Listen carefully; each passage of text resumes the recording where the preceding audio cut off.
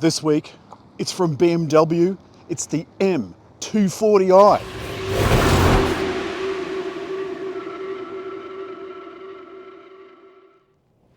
This is iDrive 7.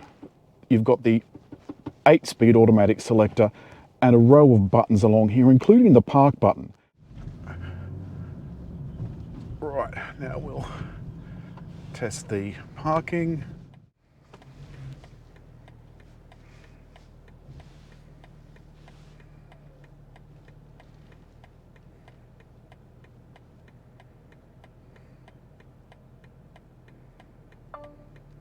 Okay, it's found a spot. I'm going to select it. I'm going to take my foot off the brake and off the accelerator. So I'm not doing a thing. The car's doing it all for me. And you can see up here what the car's seeing. So it's going to park in that spot. It's selecting the gears. It's doing everything for it.